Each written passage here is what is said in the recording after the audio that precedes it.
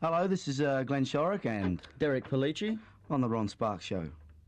And we just came in to clue you in on what's happening with the LRB scene for the next 3 months or so. It's good to be home. I guess everybody knows that the LRB went pretty well in the States.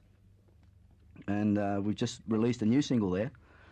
I'll Always Call Your Name, one of Beeb's songs. The two new guys we have in the band, David Briggs and George McArdle, they're playing on the new version, and it's been remixed and re-everythinged, so it should be rather nice. And we scored a nice hit pick on Cashbox the other week, so we've got our fingers crossed that I'll Always Call Your Name will follow in the footsteps of It's a Long Way There in breaking the band in America, because I guess a lot of people would think that we have broken already, but we've done very well, but there's still a long way to go. I only heard the Brian Cat album once while we were away. Yeah, we're back on the Ronnie Sparks Show here. This is Derek and Glenn from the LRB.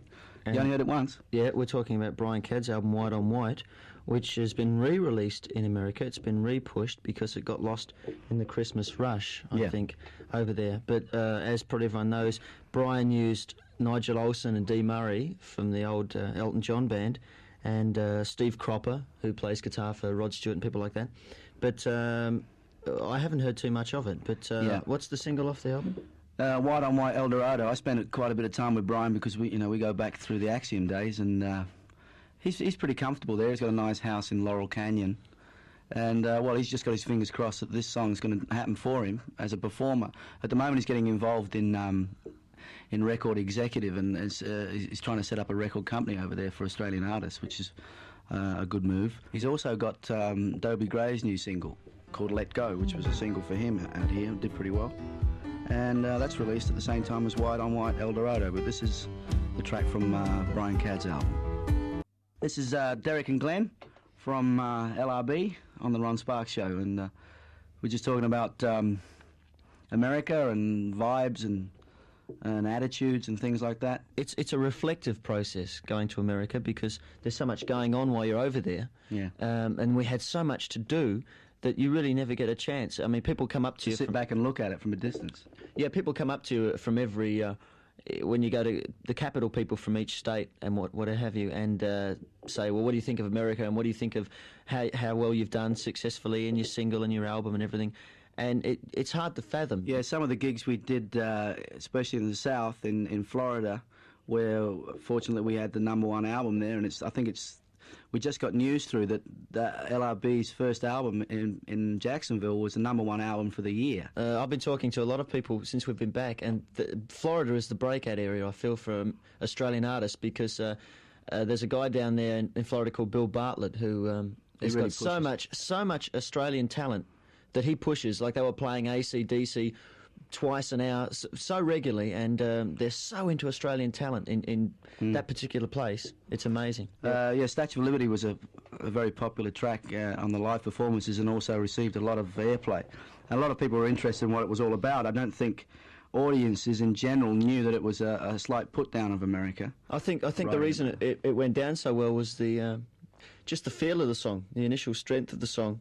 Its impact, and it comes over well on stage. It's really one of our stronger songs, you know. The whole stage setting goes to really deep red, you know, and Derek brings it in with that boom boom boom boom dap. This is Derek Pellicci and Glenn Shorrock talking to you on the Alan Steele Show, and we're just recapping and talking about our American tour, and we're just sort of chatting about Sherbet. Yeah, we were just talking before about the way Australian bands are starting to happen in America and in Europe, which is a very good thing to see. I think LRB and Sherbet would be the main ones at the moment in the forefront. Sherbet did very, very well in England. We were there at the time, so we had first-hand knowledge of it, and they were getting saturation airplay, weren't they? Incredible. How's that? They did so well. Whereas we were struggling, you know, but there was a different situation in America where we just happened to get there at the right time. Sherbet, unfortunately, were going through as well, but they didn't play anywhere, and they just did a lot of promos around in Los Angeles and New York.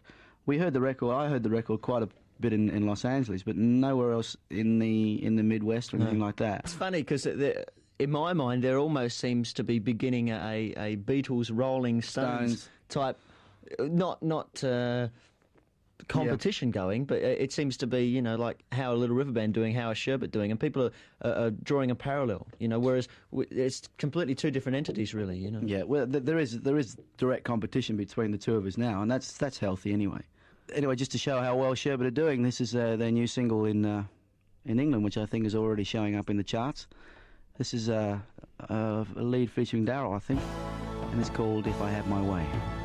This is Glenn and Derek, still with Alan Steele. And still with Alan Steele. Still with Alan Steele, yeah. It's got a nice ring to it, hasn't it? Yeah. Especially when you hit him on the head. We'll copyright that one. What? Send the checks to LRB Enterprises. We were talking about the business side of it with the rivalry between Sherbet and ourselves. It's friendly rivalry and healthy rivalry. It shows up in the record companies as well, because we had great support from Capitol Records, didn't we, Derek? Fantastic support. They did...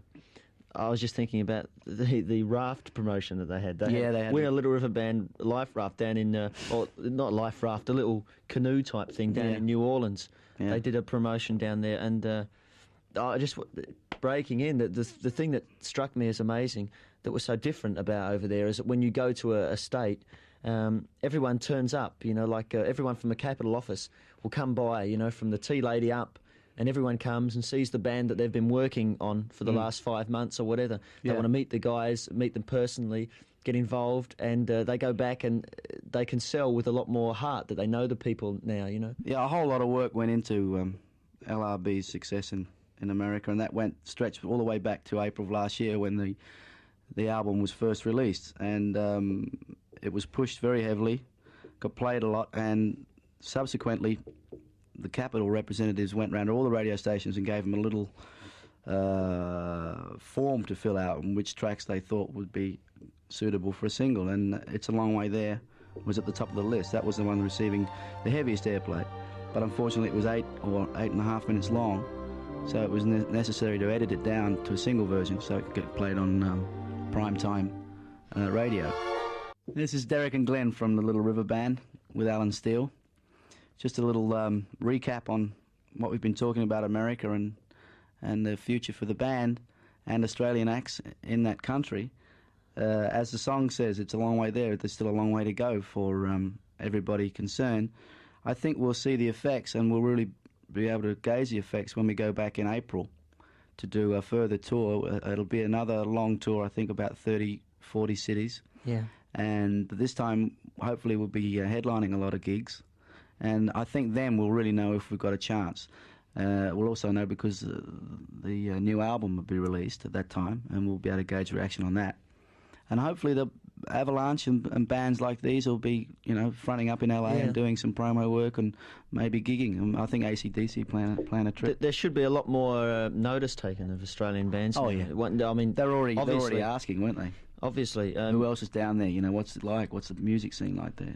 So it can only be rosier. I mean, that's to sum it up, using that as an adjective. Rosier is the way it'll be in 77, hopefully. Yeah. So thanks for having us on the show, and we thank everybody for a nice year.